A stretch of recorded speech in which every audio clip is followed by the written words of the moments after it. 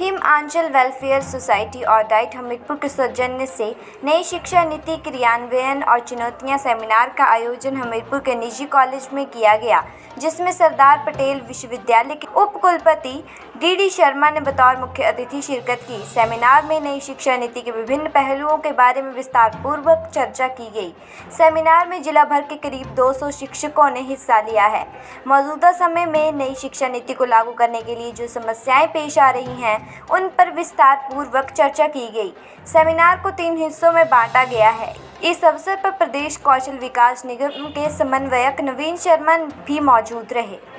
देखिए, राष्ट्रीय शिक्षा नीति जैसा पहले आप सब ज्ञात है कि जुलाई 2020 में आई और आप जानते हैं कि 2020 से लेकर लगभग 1.5 साल तो कोविड की वजह से बहुत से प्रयास नहीं हो पाए हैं और ये अभी हम कह सकते हैं कि करीब 6 महीने से ही जो है फिजिकल वे में इसमें प्रयास हो रहे हैं, लेकिन काफ़ी चीज़ें जो है उसकी हुई है और धीरे धीरे करके जो इसका एक फेज्ड मैनर में इसको इम्प्लीमेंटेशन का प्रयास करने की बात की गई है। बहुत सी चीज़ें हम बहुत सारी जो आशंकाएं हैं उसको धीरे धीरे करके दूर किया जा रहा है और कुछ अच्छी चीज़ें जो है, क्योंकि अभी तक जो शिक्षा रही है वो एक कह सकते हैं कि हमारे एजुकेशनल इंस्टीट्यूट या टीचर सेंट्रिक रहती थी, इसको स्टूडेंट सेंट्रिक बनाया गया है कि विद्यार्थी अपनी चॉइस के हिसाब से क्या पढ़ना चाहता है, क्या भविष्य में करना चाहता है, वो सारे प्रयास इसमें किए गए हैं। और इसीलिए इसमें बहुत अच्छी जो बात है कि मल्टीपल एंट्री एग्जिट की बात की गई है कि कोई भी विद्यार्थी अगर साल बाद 2 साल बाद किसी वजह से जो है अपने व्यवसाय में जाता है तो बाद में अपनी डिग्री पूरा कर सकता है, इसलिए एकेडमिक बैंक ऑफ क्रेडिट की व्यवस्था की गई है इसमें। इसी तरह से जो एक दूसरा अच्छा पहलू है कि अभी तक एक जो आप कह सकते हैं कि पूरा एक रिजिड बाउंड्री थी जिसमें कि वो आर्ट्स, साइंस, वोकेशनल और क्यूरिकुलर और एक्स्ट्रा क्यूरिकुलर में बहुत बाउंड्रीज थी बीच में, और किसी भी विद्यार्थी का जो सर्टिफिकेट होता था उसमें केवल जो उसके एकेडमिक सब्जेक्ट होते थे उसी को रिफ्लेक्ट किया जाता था। जब इसमें ये सारी चीज़ें होगी, कोई विद्यार्थी मान लीजिए हिस्ट्री पॉलिटिकल साइंस में ज़्यादा अच्छा नहीं है लेकिन वो बॉक्सिंग में, रेस में, आर्ट में काफ़ी अच्छा होगा तो वो चीज़ें भी उसके सर्टिफिकेट में रिफ्लेक्ट होगी, तो वो क्यूरिकुलर और एक्स्ट्रा क्यूरिकुलर को भी इंटीग्रेट करने की बात इसमें की गई है। और इस तरह से जो धीरे धीरे करके जो एक सिंगल डिसिप्लिन यूनिवर्सिटीज़ कॉलेजेस खुले हैं उसको जो है मल्टी डिसिप्लिनरी बनाया जाएगा। और अभी तक जो एफिलिएटेड कॉलेजेस की व्यवस्था है वो धीरे धीरे अगले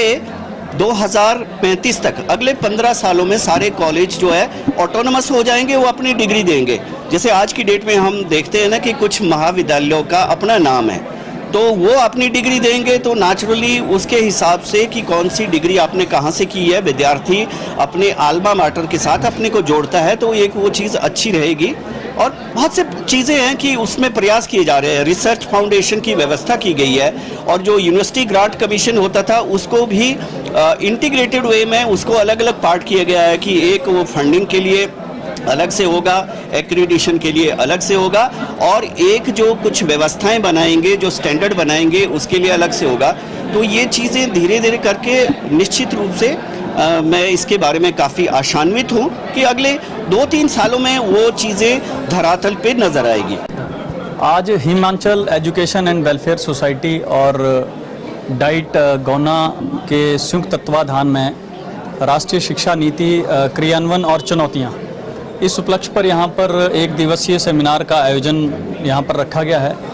जिसमें लगभग 200 से अधिक शिक्षक यहाँ पर जो है वो पार्टिसिपेट कर रहे हैं हमीरपुर के, और उस सारे विषय पर चर्चा हो रही है। और इस पूरी सेमिनार को हमने 3 सत्रों में यहाँ पर रखा है। पहले सत्र में हमारे जो इस कार्यक्रम में रहे, इस सेमिनार में चीफ गेस्ट वो सरदार पटेल यूनिवर्सिटी के वाइस चांसलर आदरणीय देवदत्त जी यहाँ इस सेमिनार में रहे पहले में सत्र में। दूसरे सत्र में हमारे जो हायर एजुकेशन काउंसिल के चेयरमैन हैं हिमाचल प्रदेश के और पूर्व में कुलपति रहे हिमाचल प्रदेश विश्वविद्यालय के, वो अब दूसरे सत्र में जो है वो चीफ गेस्ट के नाते, मुख्य अतिथि के नाते रहेंगे। और तीसरे सत्र में जो है जो समापन सत्र है हमारा, उसमें हिमाचल प्रदेश सरकार में शिक्षा बोर्ड के चेयरमैन सुरेश सोनी जी उसके समापन सत्र में रहेंगे। तो कुल मिलाकर ये जो सेमिनार यहाँ पर आयोजित किया गया उसमें हमारा मुख्य उद्देश्य यही था कि शिक्षा क्षेत्र में जो हमारे शिक्षक काम कर रहे हैं उन सब को इस सारे विषय की और अधिक जानकारी मिले इस सेमिनार के माध्यम से। उनको हमें जो है वो क्या क्या चुनौतियां जो है वो इस नेशनल एजुकेशन पॉलिसी को जो है वो इम्प्लीमेंट करने में आ रही हैं, उन सारी बातों से वो भी भली भांति परिचित हों, क्योंकि वो भी शिक्षा क्षेत्र में काम कर रहे हैं। तो उनके उस बात को जो है उनको और इन्फॉर्मेशन ज़्यादा से ज़्यादा मिले, उसी उद्देश्य से जो है वो ये कार्यक्रम यहाँ पर किया गया।